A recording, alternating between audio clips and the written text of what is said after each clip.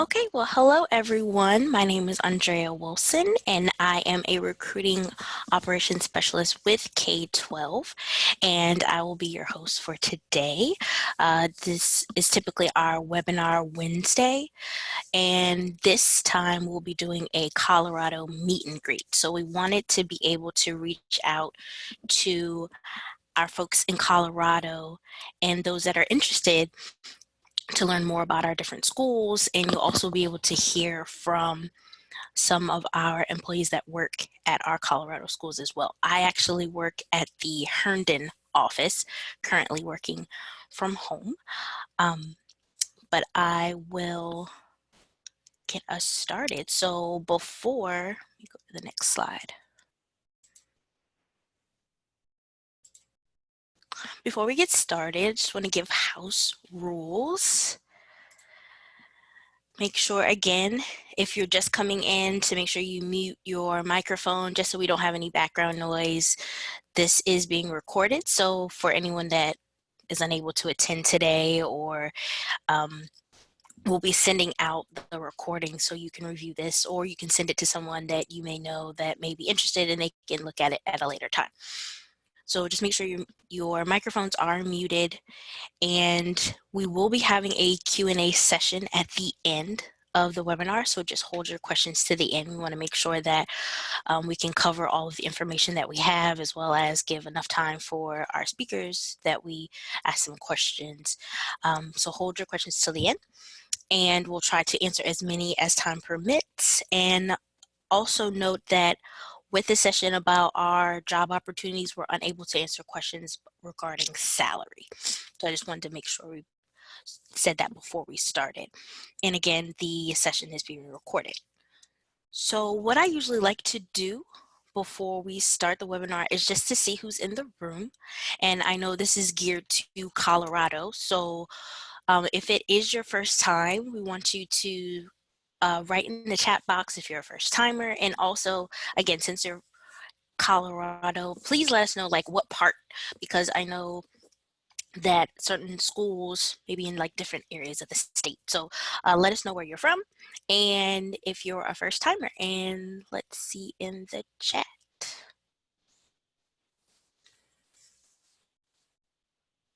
Hi, Laura. You live in Beulah. Second webinar. Well, welcome back. Okay, Nicolette in Wheat Ridge. Melody Broomfield. Hello. Hi, Bianca. First timer. Karen is in Boulder. Let's see. Ooh, they're coming in fast. Texas. And I know we have some of our other recruiters on our webinar, so hello to you all as well. They'll also be helping out if we have any general questions during our QA session. All right, who else? I'll name a couple more. Therese Foley from Ohio. Hello. Kelly and Anne. She lives in Byers, which is 40 miles east of Denver. Welcome, welcome, welcome to everyone who is here. All right, so our agenda for today, and if you see me looking back and forth, I have two screens, so I'm not ignoring anyone here. I see everyone on this side. So our agenda, I'll introduce our speakers for today. Actually, I'll let them introduce themselves. And then I'll do a brief K12 overview just to talk about the company itself. And then we'll talk about our Colorado schools, our job opportunities that are currently available in Colorado, and then we'll open the floor for questions. So today's speakers that we have are Amber Schreiner, who is a principal with Colorado Destinations Career Academy, and we also have Nicolette, and if I say your name wrong, please forgive me, Van Delinder, and she's a middle school social studies teacher with Colorado Destinations Career Academy as well. So I will let them hop on just to say a few words about themselves, and then I will give a brief K-12 overview for you all. Amber, if you are on, I'll mute myself and then you can hop on. Sure. My name is Amber Schreiner. I'm the principal over here at Destinations Career Academy of Colorado. I've actually been an administrator here since 2013, and so been around for a while and was with the K-12 school before that since 2009. So I know K-12 well, and our school is pretty unique because we are a career academy, and so we have pathways for the students that they can take their electives from these chosen pathways, and we have pathways and courses in agriculture, healthcare, IT design, IT programming, all sorts of fun things. We're actually adding on cybersecurity and hospitality and tourism for this next year. So a lot of really fun classes. And I think for the most part, our kids really enjoy going to school at Destinations. Our teachers are very attentive and they love their students. And so yeah, any questions that you have for me, I would love to answer at the end of this. Thank you. Thank you, Amber. Hi, so I am Nicolette Vandelender. I am actually a first-year teacher. I have graduated with my master's degree from CU Denver, and I am the current kind of middle school social studies teacher. So I have been at K-12 for the better part of this 1 year. So I can definitely answer a lot of questions about anybody who is new and coming into the program. I am having a absolute blast at Colorado Destinations Career Academy. I am having a wonderful time. So anybody who has questions about coming into the online space, I can definitely answer from personal experience.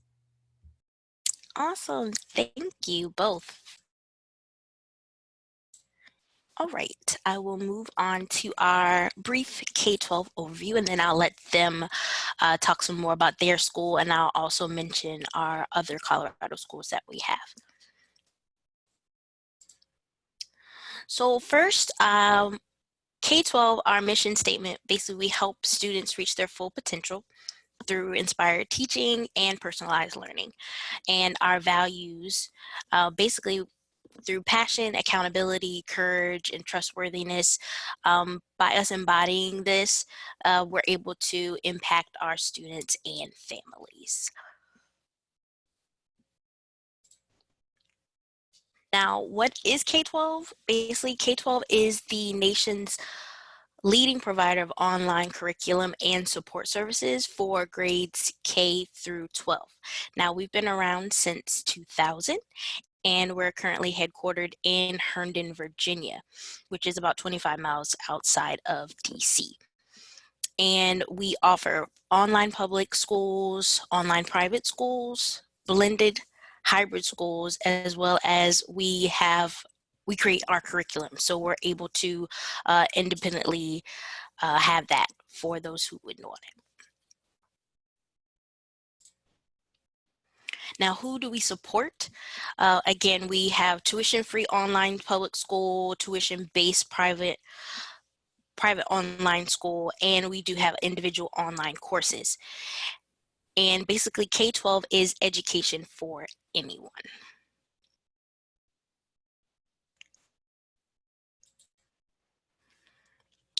Now, this map shows where we are available, and we're currently in 32 states. And that's as far as our K-12 courses and educational programs, we're used by more than 2,000 school districts in the U.S.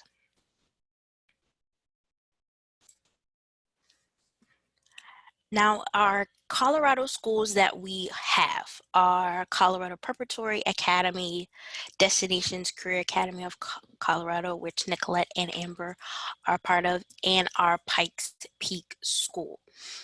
Now, Amber, if you would like to just give more insight on the Destinations Career Academy, you can do so at this time. Sure. So yeah, we're middle school and a high school. Right now our students, we have around 600 students. The middle school is a little bit smaller than the high school right now. We have content teachers in all 4 core areas as well as electives. And like I mentioned before, we have CTE pathways or CRE pathways, career readiness pathways. And teachers that teach those actually are certified with the state of Colorado for those specific pathways. So they have to have more education and experience to get that additional endorsement. We have counselors, we have advisors, and we have teachers. We have special education teachers, and we have an EL coordinator. We really run just like a traditional school in that we have all of the staff needed for all of our students' needs. And, you know, we have been around for quite some time. We opened in 2008, but we only recently, the last few years, have become a career academy. So yeah, that's a little bit about our school.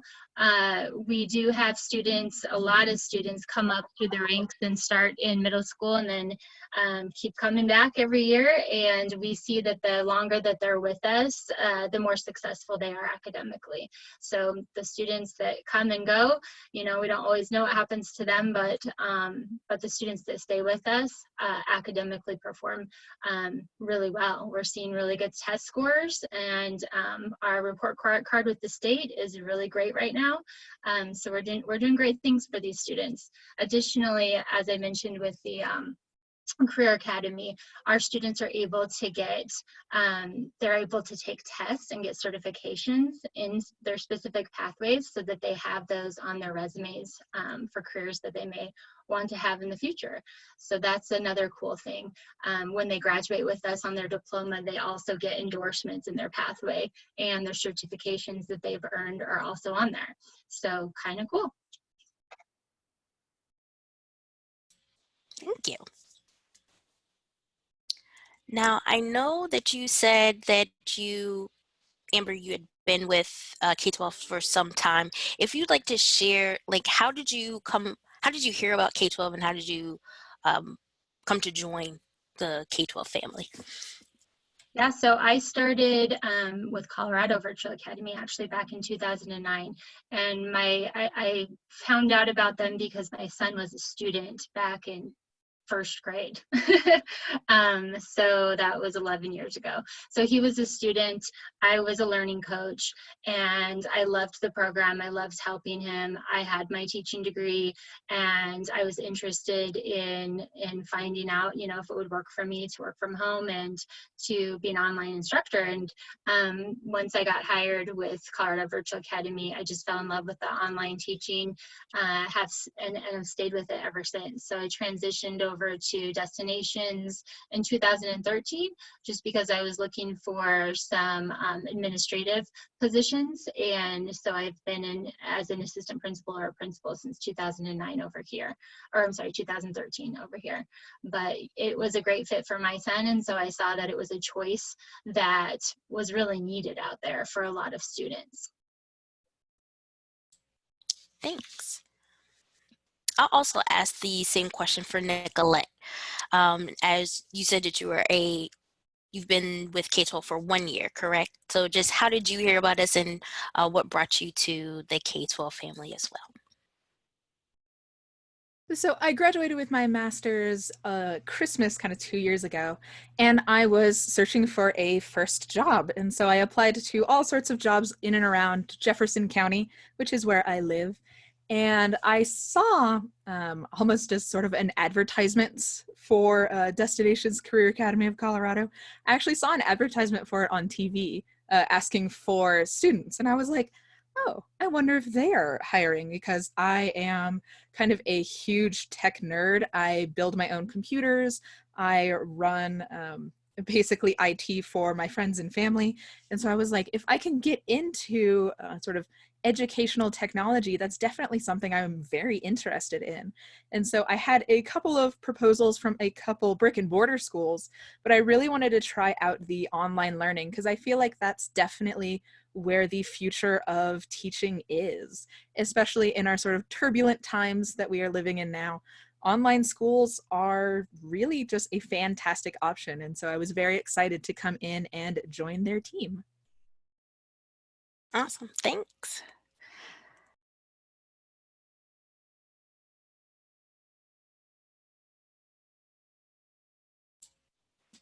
Okay, we move on. Now, again, there are other schools that we have. Our Colorado Preparatory Academy is grades K through 12. Destinations is our grade levels from 6 to 12, and Pikes Peak grade levels are from 9 to 12. And here, as you can see, these are some of the just some information for each of the schools so you can get an idea of what they offer. Now, I also included this slide. I know you were talking earlier about our Destinations Career Academy, but I just included so you all could see more about it. And can you speak more as far as the career readiness part of the Destinations Academy, Amber, or give, I guess, what all that you offer in the different like courses that you may have for career readiness, like what they look like? Yeah, so they're all virtual. We're an online school, but they have some different components. We actually align them with CTSOs, which are like clubs. And so for business students, we have pathways in business and marketing. And for those students, join FBLA. We have Skills USA. We have a partnership with Skills USA for students who are in IT design or IT programming or some of the other pathways as well. We also do an agri-science club.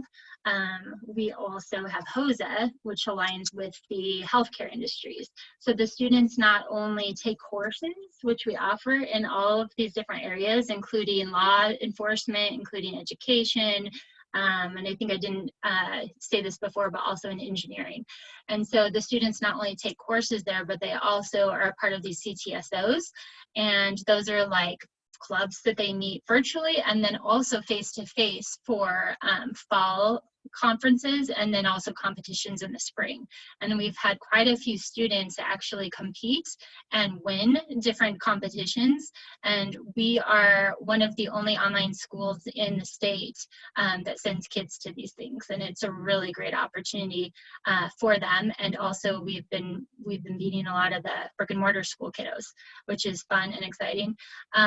So yeah, so they're all aligned to the CTSOs. They have a lot of the social portions as well as the academic portions. The teachers, like I said, are certified specifically for these courses that they teach. And really, if you think about it this way, what our number one goal is when the students graduate from destinations, we want them to have a plan. We want them to be able to either say, okay, I'm going to go to college and I'm going to pursue this particular major because I love these classes I was taking, or I'm going to go right into the workforce and I already have these certifications that are going to help me get a job. Or, you know, if nothing else, minimally, they would be able to say, I hated these 3 pathways that I tried out at destinations, but now I know that I'm not going to try those in college. We hope that's not the case, but if nothing else, they've ruled out some things, which is great. Most of our kiddos that have graduated in the last couple of years, though, really have a plan in place of extending where they were here within either a community college, a trade school, or a 4-year college. Some of them have gotten straight into the job force and have really obtained some really good jobs. But this came about because we were seeing so many students getting their diploma, finishing high school, and they had no idea what they wanted to do next. We would talk to them at graduation and they'd say, I don't know, I'll just find a job and their parents were telling me they were going to live in their basement forever, and it just seemed like an issue. So over the years, we've really worked with K12 to develop this because we know it's a need. We want our students to feel prepared and to feel excited about their futures. Awesome.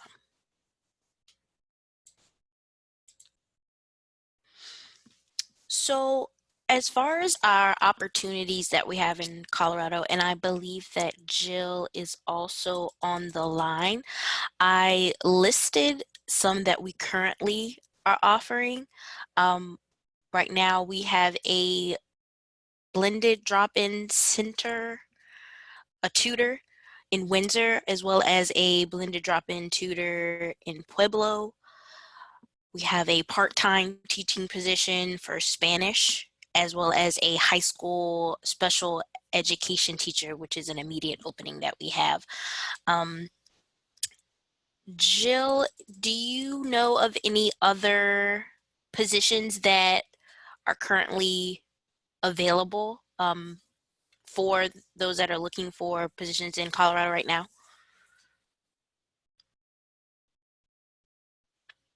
Maybe she's on chat.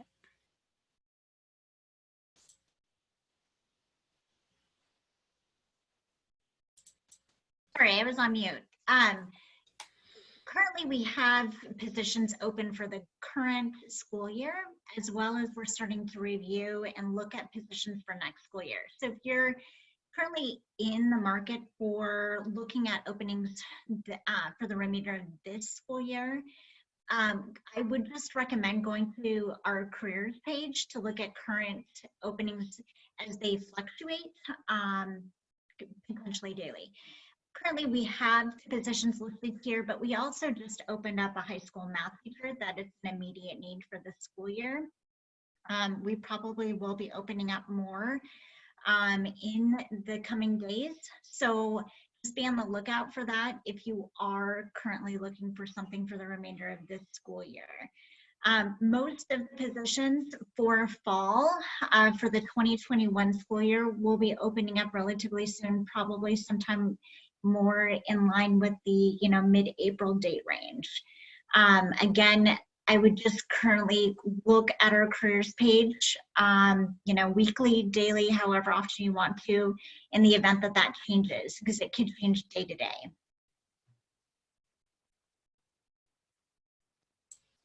Okay, thanks, Jill. And now you said for the upcoming school year, how soon should they begin to apply for those positions, or can they apply now, or is there a certain time frame where you're starting to really focus on the next school year? Yeah, I mean, apply now. If the opening is there and it's posted, it's an actual position that we're going to be hiring for. The time frame in regards to from when you apply to maybe when you get your initial contact with the school might ebb and flow a little bit based on the availability of teachers and staff who are reviewing resumes. And so the time frame can be a little bit different. So anticipate if you apply today, let's say for instance, for a fall position, maybe sometime in a week or two, you'll get more contact information on kind of next steps. You're more than, we're more than happy to ask any general questions you have in regards to the positions. And there's like email link. There should be an email opportunity link to just direct you directly to the recruiting team to answer any of the questions that you might have. But just at this time frame, if it's for a fall opportunity that you're applying to, maybe just give it some time. Go ahead and apply to the opening positions, but just give it a little bit of time for us to navigate and get candidates vetted through for those openings and for our staff to be able to review everything as we still are looking for teachers for the current school year. Okay, thank you. And I've put up the slide while Jill was talking just on how to apply to K-12. And you can visit our website www.k12.com/careers. And on the right-hand side, you'll see this, it'll say school staff or corporate, so you can decide on if you're looking for a corporate position or a school staff position. And I did see in the chat, now for teaching positions, I do want to make you aware that you do have to be state certified and you must live in the state that you are certified in. So if anyone who is outside of Colorado, they would have to look for positions in the state that they are in. So just to answer that question for, I believe it was someone that was in Arkansas, and I believe we are in that state, I think. Someone correct me if I'm wrong. We are. We've got ARBA in Arkansas. Yes, thank you. And I also want to mention, as far as our teachers and their requirements, since that is our biggest need, that the minimum is 6 months student teaching experience, along with your bachelor's degree, state certification, and you also meet our highly qualified teacher requirements. Also want to make sure that you're proficient in Excel, Word, Outlook. We also look for, strong verbal and written skills, and also experience in working with adults and children in the use of technology. Now, Nicolette, I will ask this question for you. Now, being a first year, if you could just talk about your experience, how that was, and maybe give some tips to those that may be interested in teaching. Like, what advice would you give them starting out? Sure. So when I first got started, obviously, I was looking for advice from a lot of the other online teachers. And one of the first things that they told me was to get more than one monitor. And so I actually have a 3-monitor setup. I can't really show you, but I have a monitor on both sides of this first camera. And that helps a ton, having the multiple monitors. And then definitely just having kind of a very basic understanding of the Google apps. So looking at like Google Docs and Slides and Chrome, if you have experience with that, it helps a ton, especially with like Word and Excel and all of those things as well. It will help you speed up your process so much. And then just kind of generally getting into the rhythm of online teaching, it takes a little while. The first week or two, I know a lot of our new teachers, especially me, were kind of panicking about it a little bit, because suddenly you are just in front of the kids and you are working on the like online learning platforms. We have our online classrooms, we have our live sessions, and getting used to all of the tools definitely took a little while. But as long as you are sort of open to having advice from the other teachers, as long as you are open to going through some of the FAQs for some of our programs, it is not terribly hard to learn. I would say the learning curve on there is steep, but only right at the very beginning. Once you get a hold of what the programs are able to do, then it becomes really easy to adapt to a lot of our students and how they are learning, and then what you are expecting of them. So that's kind of my input on sort of starting out in the online world. Is definitely just sort of give yourself time to acclimate. It's definitely a lot different than teaching in a brick and mortar school. Great, thank you for that. Now, before I open the floor for questions and answers, I wanted to ask Amber if you could just share about experiential learning. I had someone, one of our recruiters, ask about that. So if you could just talk a little bit before we open up to any other questions about that. Sure. So with all of our pathways, we have some different opportunities for our students. With STEM, we actually have a couple 3D printers that the school owns, and students are able to work on different projects, and then we come together at different events where they can have these things printed. So that's fun. We also have materials that we send out to the students so that they can work on things as the teacher's working on them. We can show and demonstrate things over the webcam. We have a CRE coordinator who works really closely with industry partners. And so we have opportunities for makerspace where kids can come in and work on things. Also, we have internships where students can apply and be a part of some of these industries and actually get credit for doing internships with them. So a lot of really fun things that the students can do to get experience, and a lot of hands-on activities that they can do right from home as well. Awesome. Thank you. Now I will open the floor. If I know that some of our recruiters have been answering some questions while we've been talking, but if anyone has any questions or any other questions, we'll, open the floor. You can type in chat, or you can unmute yourself and ask over the microphone. But if you have a question, we will try to answer it for you as best we can.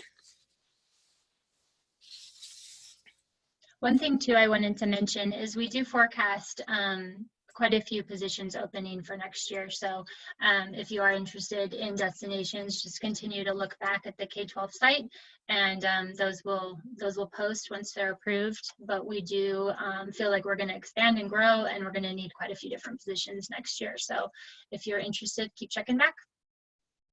Great, thanks.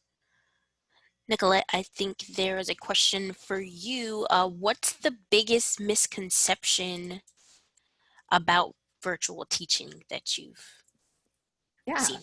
So the biggest misconception that I think a lot of people had is that you don't connect with the students as much as in brick and mortar, because you're not physically, seeing them, welcoming them into school, all of that kind of stuff. I think it's actually kind of the opposite. I feel a lot more connected to all of my students that are online because we actually make connections. We'll call them, leave emails. We will see them in class and they can actually chat with us. They can hop on the mic and the camera and actually see us. And I think I actually have a much more deep understanding and connection with a lot of these students because they're also all over the place. They're all over Colorado. We don't have them like just in Jefferson County. We have people all over the state. And so I actually feel like we have a great connection with a lot of our students. And that's definitely something that when I tell people I teach online, they're like, oh, but don't you miss the kids? And I'm like, no, because I get to have that same connection. I get to see the kids and talk to them every single day. Now, I know you were saying as far as your connection with your kids. Now, as far as like staff, can you also talk about that as well? Like the connection that you build with your fellow coworkers, and Amber, you can also chime in as well if you'd like. Yeah, so I actually have a great connection with the entire middle school staff.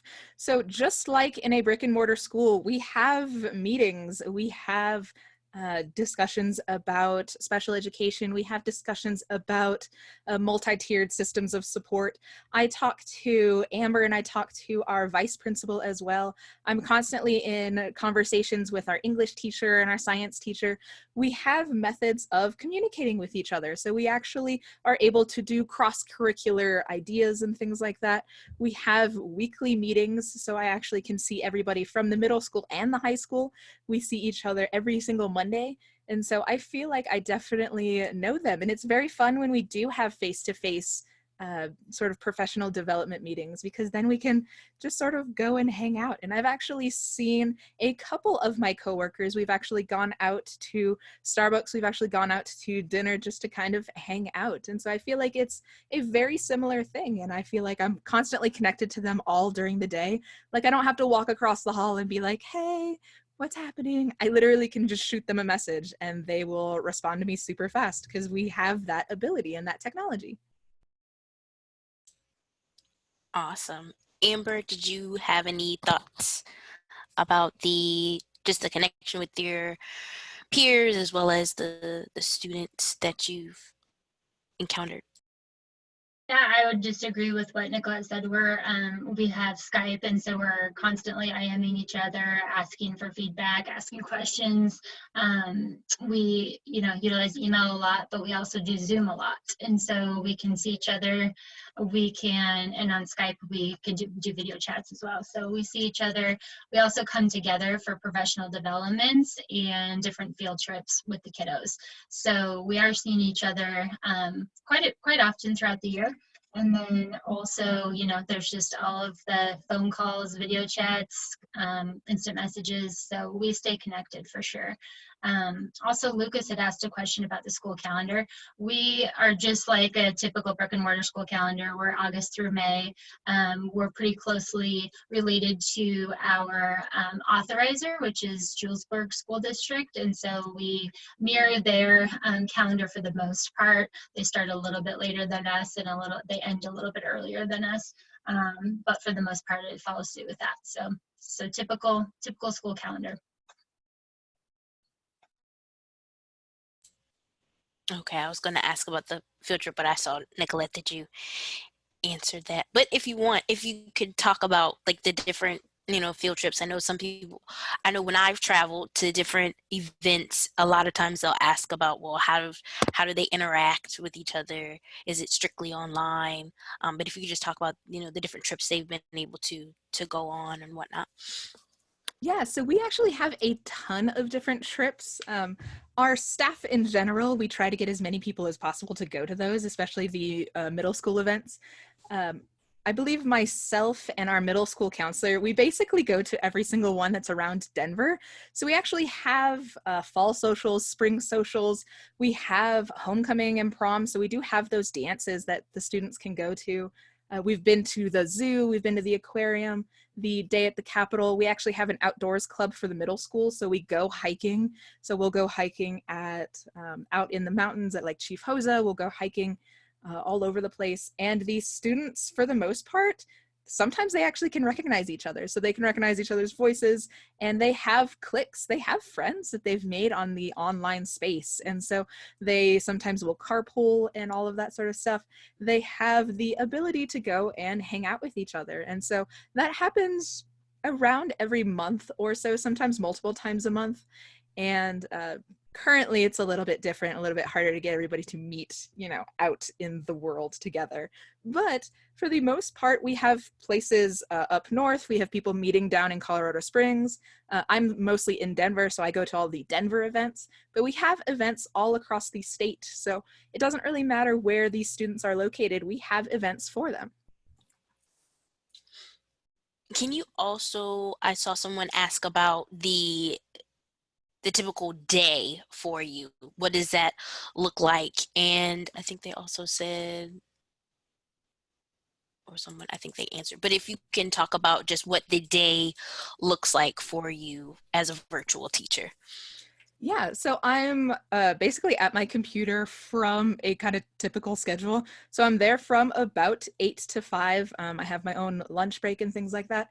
I'm a little bit more complicated than some of our other teachers. I am actually paired up with the Julesburg School District. And so I actually have a bit of a different situation where a couple of times a day I actually teach them live. So I actually am projected in front of their classroom. And so I have a little bit of a more busy schedule, but I see students live 4 or 6-ish times every day. So it kind of just depends. We have a mixture of large group instruction and small group instruction, but I go exactly the same way that everybody else does. So I get up at about 7, go take care of things, open up my computer at around 8, see the kiddos. We have a mixture of hour-long sessions and half-hour-long sessions, kind of depending on what we need. We basically have a kind of between bell break where each one of our classes are at least 15 minutes apart. And then I let my students come in 15 minutes early. So that's a lot like having our students come in and hang out earlier in class. So they can come in and they can chat. But I actually have a very sort of typical teacher day where I'm planning. I have a planning period. I have a mix of our actual classes all throughout the day. So I feel like I have a very sort of typical 8 to 5-ish sort of job. Awesome. Let me just check what other questions we have in the chat box. If I haven't, hopefully I haven't missed any of them.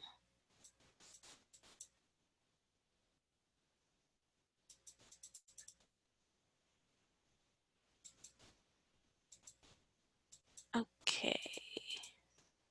Now, I did see that we did talk about, well, I showed that we do have an immediate opening for special education.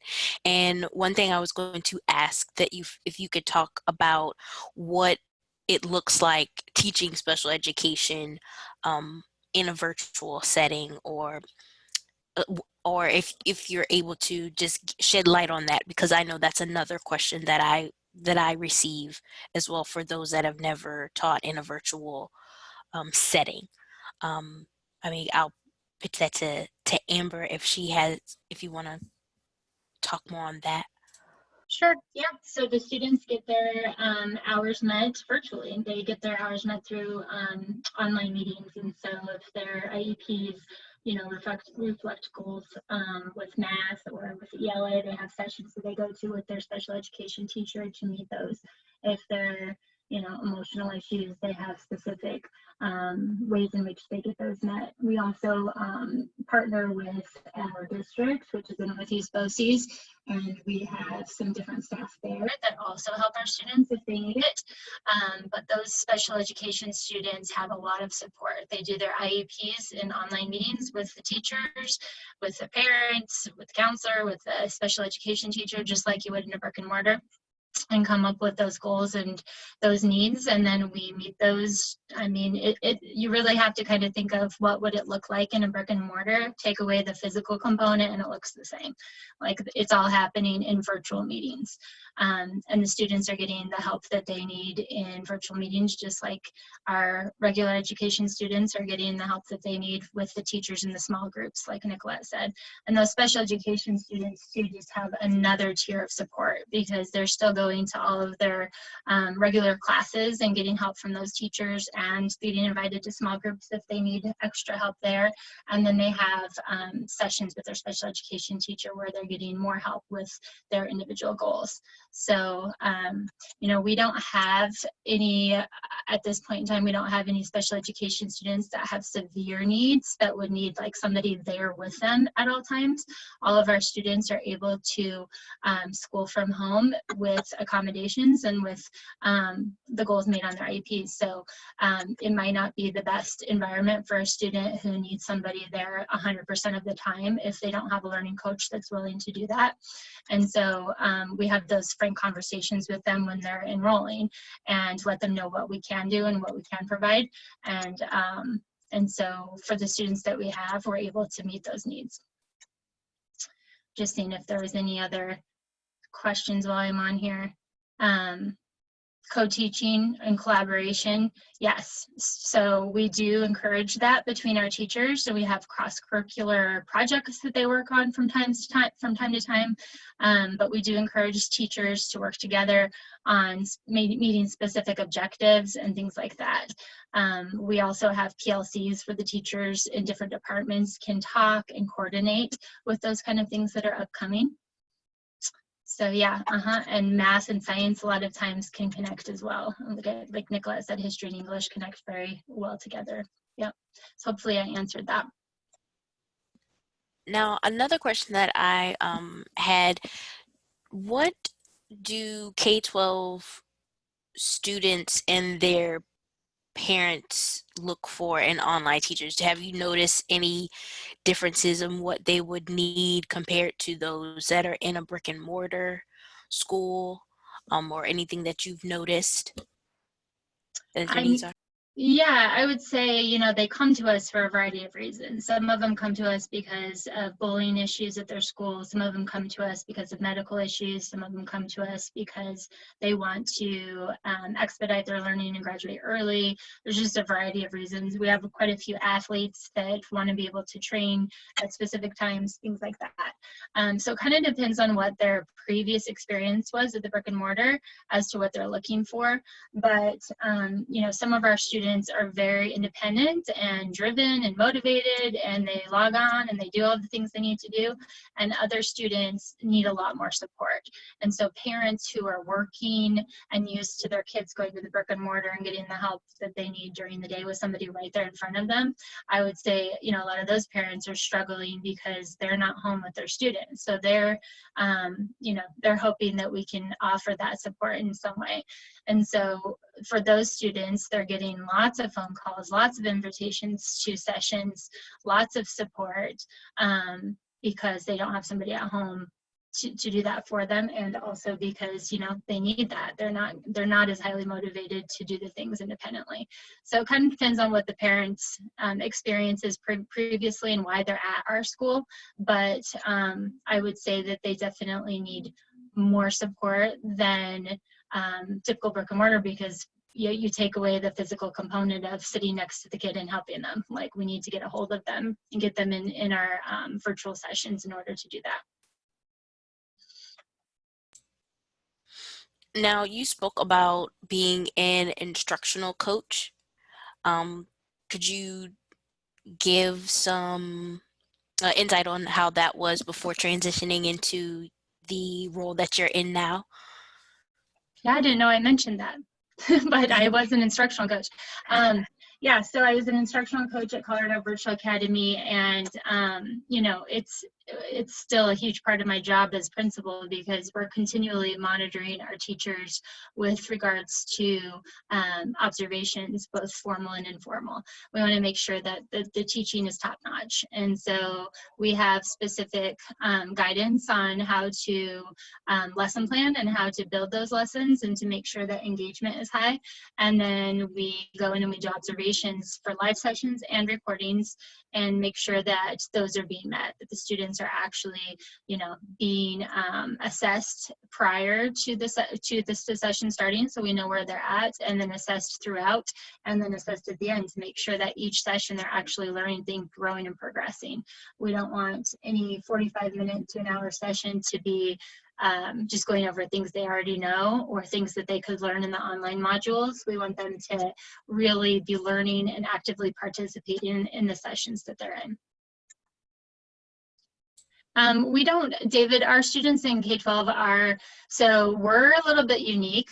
Unlike the other two Colorado schools, our students, like Nicolette mentioned, we also have part-time students that are through our district, through Julesburg, our authorizer.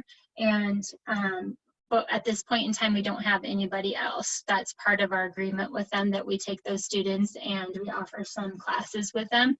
But the majority of our students are full-time, and we actually at this point in time don't accept part-time students anywhere else, because we just don't want to deal with splitting the funding at this point in time.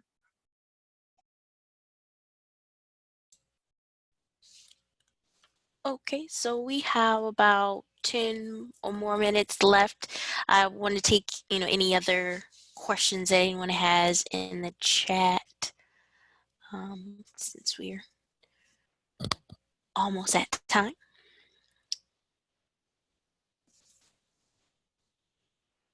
Let's see.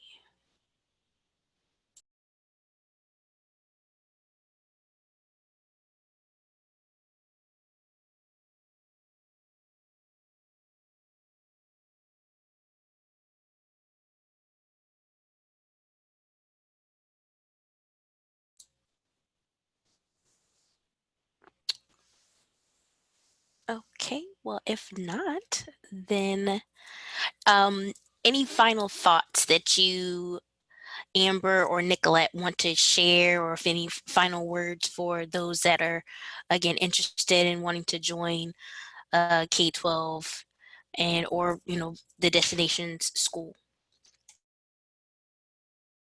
No, just if you have any other questions that group up later, feel free to contact me. You can find me at aschreiner at k12.com.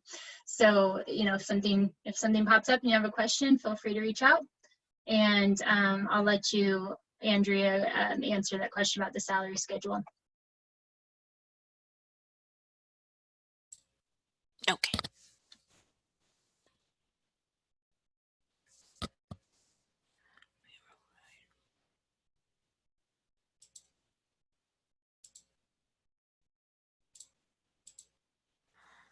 Now, as far as the salary, like again, we were unable to talk about salary during the webinar, but you can send questions. Our recruiter, I can give your, is Jill Arnzen. She's our recruiter for Colorado.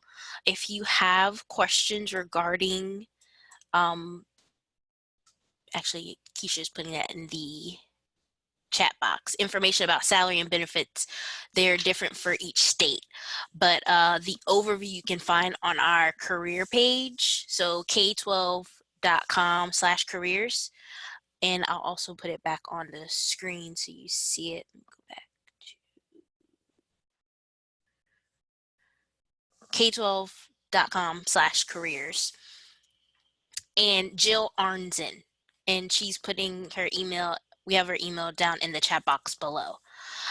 But other than that, if there aren't any more questions, again, this session was recorded. So if you came in at the tail end or had to jump off at any time, we're going to send this out. And if you know of anyone that is interested, when we send this, you can also forward to this recording to them as well. But I want to thank Nicolette and Amber. Thank you for joining us today. Thank you for answering questions and telling us more about our Destinations Career Academy, as well as just giving insight on, you know, teaching at K12. And thank you everyone for attending today. But without further ado, my name is Andrea Wilson, and I will see you at the next webinar Wednesday. Bye, everybody.